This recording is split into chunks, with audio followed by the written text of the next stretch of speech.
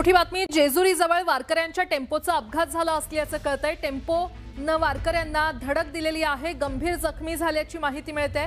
तर वारकरी हे गंभीर जखमी झालेले आहेत, 6 वारकरी गंभीर जखमी झाले असल्याचं कळतंय।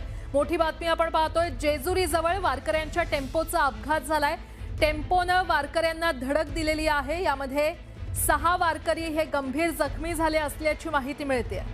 अधिक माहिती देत आहेत माझे सहकारी वैभव सोनावणे आपल्यासोबत जोडले गेलेले आहेत। वैभव,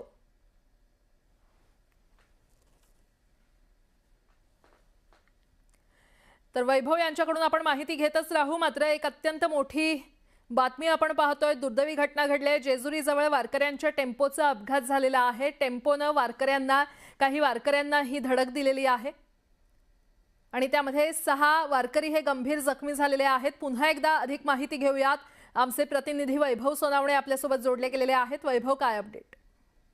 प्राजक्ता, अत्यंत दुर्दैवी बातमी म्हणावी लागेल। पंढरपूरच्या पायी वारीकडे जात असताना जेजुरीमध्ये एक ट्रक जो आहे, वारकऱ्यांचाच ट्रक त्यांचं सामान घेऊन जाणारा, त्यानं 6 वारकऱ्यांना धक्का दिलाय। मोठा अपघात झाला अशी माहिती मिळते आणि हे 6च्या 6 वारकरी जे आहेत ते गंभीर जखमी झालेत। दुर्दैवाची बाब अशी, त्यातल्या काही जणांचा मृत्यू झाला असल्याची शक्यता जी आहे ती प्रशासनाकडून वर्तवली जाते।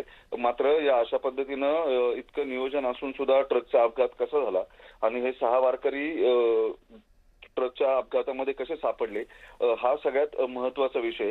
अत्यंत दुर्दैवाची बातमी म्हणावी लागेल। पायी वारीचा इतका आनंदी सोहळा सुरू असताना या अशा पद्धतीनं ट्रकचा अपघात होऊन 6 वारकरी जखमी होणं आणि त्यात काही जणांचा मृत्यू झालाय असंही कळतंय। त्यामुळे या सगळ्या वारीवरती शोककळा आहे। या अशा पद्धतीचे अपघात टाळण्यासाठी योग्य आणि काटेकोर नियोजन ते गरजेचं आहे असं सातत्यानं सांगितलं जातं। मात्र प्रत्येक वर्षी वारीमध्ये हे असे अपघात जे आहेत ते घडतच राहतात। त्यासाठी अत्यंत काटेकोर नियोजन जे आहे ते करण्याची गरज आहे।